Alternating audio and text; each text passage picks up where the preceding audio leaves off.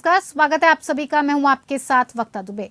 उत्तराखंड मुख्यमंत्री पुष्कर सिंह धामी ने देहरादून के हाथी बटकला स्थित सेंट्रियो मॉल में सपरिवार द केरल स्टोरी फिल्म का अवलोकन किया और फिल्म देखने के बाद सीएम ने फिल्म को लेकर अपना अनुभव साझा करते हुए कहा कि द केरल स्टोरी एक ऐसी फिल्म है जिसमें दिखाया गया कि कैसे बिना गोली और बम के देश में आतंकवाद फैलाया जा रहा है। फिल्म में इस तथ्य को भी प्रदर्शित किया गया है कि किस तरह से बालिकाओं का ब्रेन वॉश कर धर्म परिवर्तन किया जा रहा है। उन्होंने इस फिल्म को वास्तविकता से परिचित कराने, धर्मांतरण और आतंकवाद के विरुद्ध जन जागरूकता को बढ़ावा देने वाली बताते हुए सभी से इस फिल्म को देखने की अपेक्षा की है। मुख्यमंत्री ने कहा कि प्रदेश में भी अनेक तरीकों से विभिन्न जगहों पर धर्मांतरण हो रहा था। ये राज्य में भविष्य के लिए एक गंभीर विषय बनता जा रहा था और इसी के दृष्टिगत हमने देवभूमि उत्तराखंड में धर्मांतरण पर पूरी तरह से प्रतिबंध लगाने का निर्णय लिया है। राज्य सरकार द्वारा धर्मांतरण पर सख्त कानून बनाया गया है। इसमें जबरन या प्रलोभन देकर धर्मांतरण कराने वालों को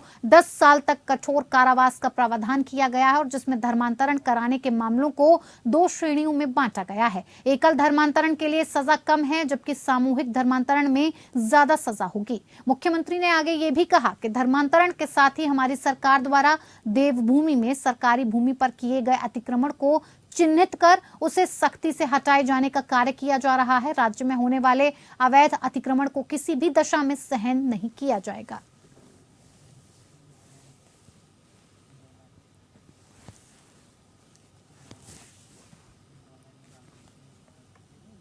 मुख्यमंत्री पुष्कर सिंह धामी ने वरिष्ठ राज्य आंदोलनकारी और उत्तराखंड महिला आयोग की पूर्व अध्यक्ष सुशीला बलूनी के निधन पर दुख व्यक्त किया है। उन्होंने सुशीला बलूनी के डोभालवाला स्थित आवास पर जाकर उनके पार्थिव शरीर पर पुष्प अर्पित कर श्रद्धांजलि दी। मुख्यमंत्री ने दिवंगत आत्मा की शांति और शोक संतप्त परिजनों को धैर्य प्रदान करने की ईश्वर से कामना की। मुख्यमंत्री ने कहा कि पृथक उत्तराखंड के निर्माण में सुशीला बलूनी के योगदान को सदैव याद रखा जाएगा। इस अवसर पर कैबिनेट मंत्री गणेश जोशी ने भी सुशीला बलूनी को श्रद्धांजलि अर्पित की।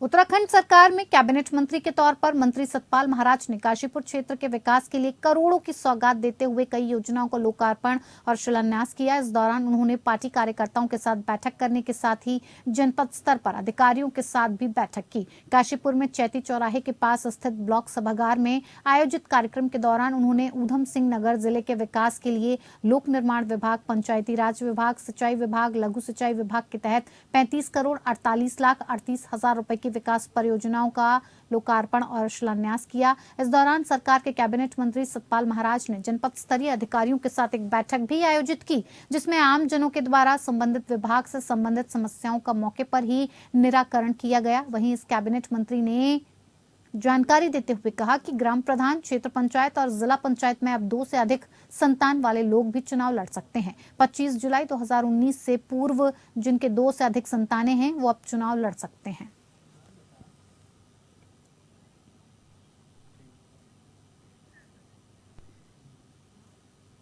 उत्तराखंड में गन्ना किसानों के भुगतान को लेकर कांग्रेस के वरिष्ठ नेताओं ने इकबालपुर चीनी मिल पर धरना दे रहे हैं। धरने में सुबह के वक्त पूर्व मुख्यमंत्री हरीश रावत आम आदमी की तरह दैनिक दिनचर्या करते हुए नजर आए। हरीश रावत ने अपने सोशल मीडिया पर योगा करते हुए और हैंडपंप से नहाते हुए वीडियो पोस्ट की है। हरीश रावत को इस तरह देखने के बाद लोग हरीश रावत की विनम्र और सरल व्यवहार देखकर आकर्षित हो रहे हैं। दरअसल हरिद्वार जिले के सभी विधायक और प्रदेश के नेता गन्ने के भुगतान को लेकर इकबालपुर चीनी मिल पर 24 घंटे का धरना प्रदर्शन कर रहे हैं। इसी दौरान सवेरे हरीश रावत गांव के साधारण आदमी की तरह व्यायाम और स्नान करते हुए नजर आए। कई लोगों ने हरीश रावत के पोस्ट पर चुटकी लेते हुए इसे राजनीतिक स्टंट बताया। फिलहाल ये दोनों वीडियो सोशल मीडिया पर जमकर वायरल हो रहे हैं और इस उम्र में हरीश रावत की सक्रियता को देख लोग उनकी सराहना भी कर रहे हैं।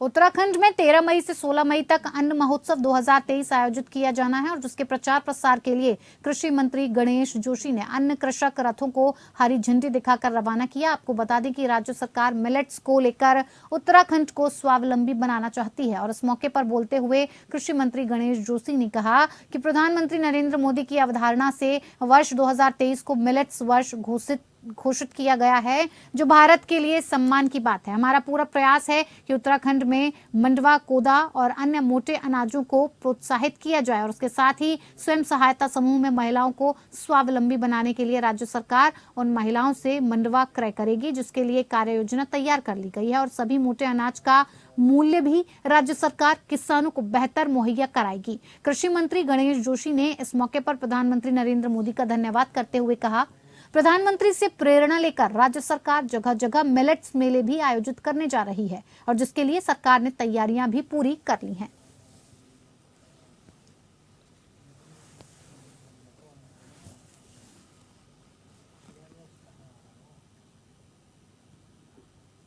इधर हरिद्वार में सरकारी जमीन पर अतिक्रमण को लेकर हो रही कार्रवाई पर बीते दिनों कांग्रेस विधायकों ने डीएम पर मजारें तोड़वाने का आरोप लगाया था और जिससे भड़के भाजपा नेता और कार्यकर्ताओं ने डीएम कार्यालय पर जमकर हंगामा काटा और कांग्रेस कार्यकर्ताओं की गिरफ्तारी की मांग की। भाजपाइयों ने डीएम दफ्तर में घुसकर कांग्रेसी विधायकों के खिलाफ जमकर नारेबाजी की। भाजपा नेताओं ने कहा कि राजनीति करने में माहिर कांग्रेसी विधायकों ने सुप्रीम कोर्ट के आदेशों की भी अवमानना की है, क्योंकि सरकारी संपत्तियों से अतिक्रमण हटाने के सुप्रीम कोर्ट ने आदेश दिए हैं, इसके लिए उनकी तत्काल गिरफ्तारी हो।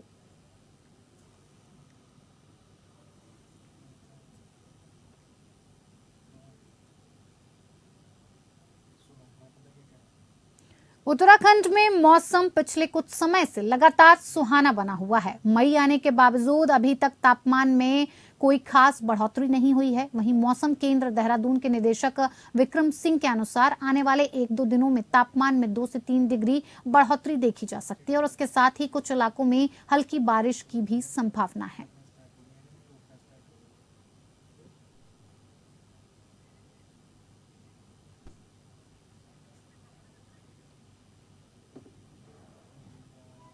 Thapar institute of engineering and technology Patiala उच्च शिक्षा के तत्वाधान में educators for excellence 2023 and educators conclave for Dehradun कार्यक्रम का मसूरी में आयोजन किया गया। कार्यक्रम को लेकर रस्किन बॉन्ड ने कहा कि कार्यक्रम का उद्देश्य विश्वविद्यालय और स्कूलों के बीच मजबूत सहयोग स्थापित करना है, ताकि निर्धारित सार्थक चर्चाओं में संलग्न होने और सहयोगी पहल के लिए रास्ते तलाशने के लिए स्कूलों के प्रधानाचार्यों, कॉलेजेस और विश्वविद्यालयों के प्रोफेसरों को एक साथ लाया गया है। ये कार्यक्रम आने वाले समय में मील का पत्थर साबित होगा।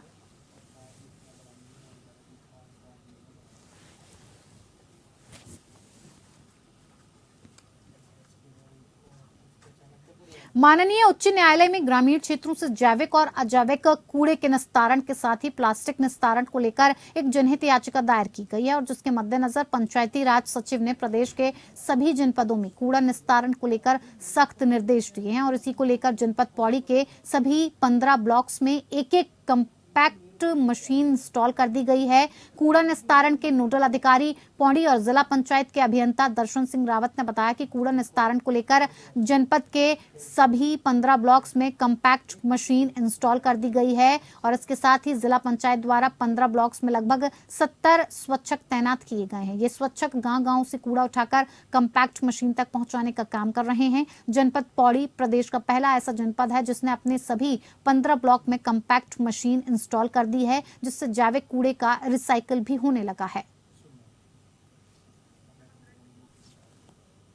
उत्तराखंड में भाजपा खुद को लोकसभा चुनाव के लिए भी तैयार कर रही है और इस वक्त प्रदेश की 5 सीटों में भाजपा के सांसद हैं। वहीं अब भाजपा संगठन ने एक बड़ा फैसला लिया है। फैसले के तहत अपने सभी सांसदों को उनके क्षेत्रों में भेजा जाएगा, जहां पर वो लगातार आम लोगों से बातचीत करेंगे और फीडबैक भी लेंगे, जिसको लेकर कांग्रेस ने अब भाजपा के इस निर्णय पर सवाल खड़ा कर दिया है। कांग्रेस की प्रदेश प्रवक्ता गरिमा ने कहा कि मैं महेंद्र भट्ट से ये कहना चाहती हूँ कि ये आपके लिए चुनौतीपूर्ण और जोखिम भरा रहेगा, क्योंकि पिछले 5 सालों में आपके सांसद अपने क्षेत्रों में नहीं गए, युवा बेरोजगार हैं और इन सभी सवालों का जवाब उन्हें आम लोगों को देना पड़ेगा।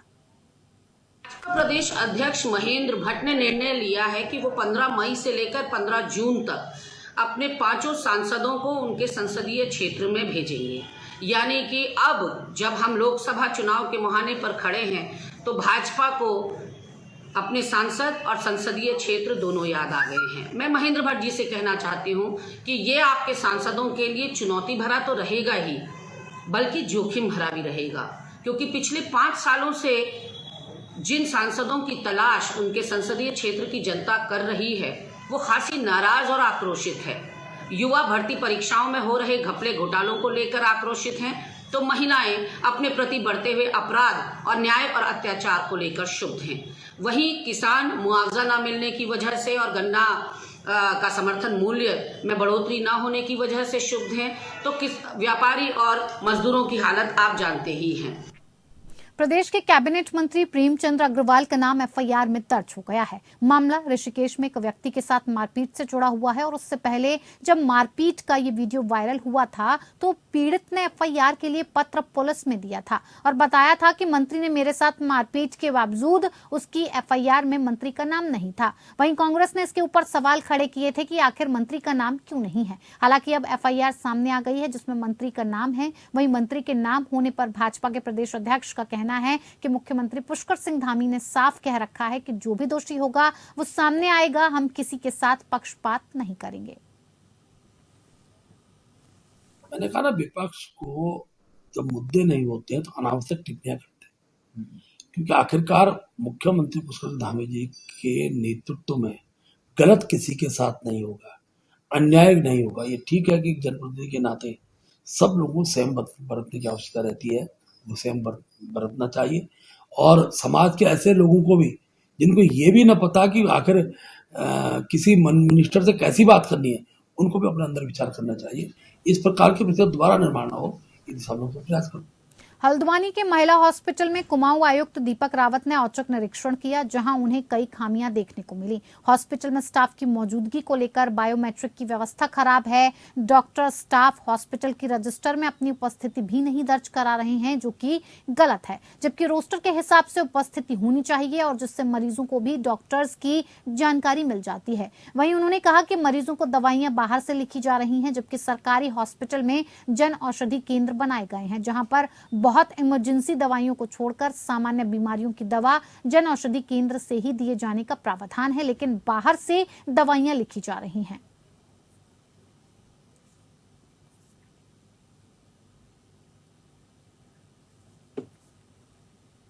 गदरपुर की एसडीएम अनामिका सिंह ने आंगनबाड़ी केंद्र मकरंदपुर प्रथम का औचक निरीक्षण किया और इस मौके पर बोलते हुए एसडीएम अनामिका सिंह ने कहा कि मकरंदपुर प्रथम आंगनबाड़ी केंद्र का निरीक्षण किया गया। यहां बच्चों की उपस्थिति सही पाई गई। लंबाई के मुताबिक बच्चों का वजन किया गया है, जो कि जिस तरह रजिस्टर में दर्ज था ठीक उसी तरह पाया गया। और साथ ही आंगनबाड़ी केंद्र में बच्चों को आंचल का दूध वितरित किया जा रहा था। सभी व्यवस्थाएं पूर्ण पाई गई। और इस मौके पर बोलते हुए आंगनबाड़ी केंद्र की कार्यकर्ता मनप्रीत कौर ने कहा कि एसडीएम महोदय अचानक आई थी, सभी बच्चे उपस्थित पाए गए और सभी व्यवस्थाएं पूर्ण थी। मैडम ने 17 रजिस्टरों का निरीक्षण और अध्ययन किया है और साथ ही केंद्र पर मनाई गई पोषण वाटिका पर भी और बैकयार्ड पोल्ट्री के तहत मुर्गी पालन का भी उन्होंने निरीक्षण किया है।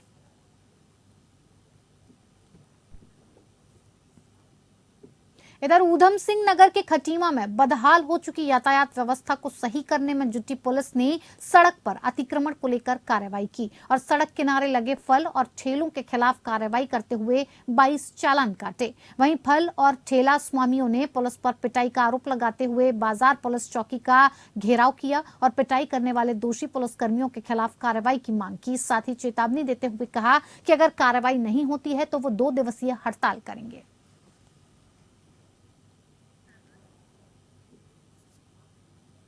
इधर दिनेशपुर थाना अंतर्गत कालीनगर गांव में बच्चा चोर समझकर ग्रामीणों ने 4 लोगों की जमकर पिटाई कर दी और फिर पुलिस के हवाले कर दिया गया। कालीनगर गांव में 4 युवक नशे की हालत में बच्चों के संग खेलकूद करने लगे। तभी एक बच्चे को इन 4 युवकों ने कोल्ड ड्रिंक पिला दी। फिर एक बच्चे ने उनसे कोल्ड ड्रिंक की मांग की तो उसमें से एक युवक ने उस बच्चे को लेकर कोल्ड ड्रिंक दिलाने के लिए अपने साथ ले जाने लगे। तभी उसके परिजनों ने देख लिया और बच्चा चोर समझकर शोर मचाया, जिस पर आसपास के ग्रामीण एकत्र हो गए और चारों युवकों की ग्रामीणों ने जमकर पिटाई कर दी और बाद में पुलिस के हवाले कर दिया। हमें फोन पे पता चला, मैं चितरंजनपुर था कहीं, कि ये बच्चा कृष्णा नाम के कालीनगर गांव के हैं। फील्ड में खेल रहे थे, कई सारे बच्चे थे। 4 अज्ञात लड़के हैं जो 2 बाइक पे थे ये लोग, और करीबन 200 से 300-400 मीटर लगभग बच्चे को बाइक में उठा के ले आए। किसी ने कहा कि तुम्हारे परिवार का बच्चा ले जा रहे हैं। फिर जब गांव वालों को पता चला तो उनके पीछा किया गया, आके गांव में रोका, उनका ये कहना था कि मैं इनको पेप्सी उप्सी पिलाने जा रहा हूँ।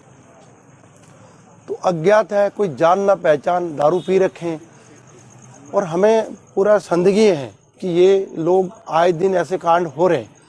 तो इसकी जांच पड़ताल पूरी तरीके से होनी चाहिए, सच्चाई क्या है, क्योंकि एक अज्ञात आदमी अज्ञात बच्चों को किसी को जान ना पहचान लेके जा रहे हैं और फिर रोक नहीं रहे।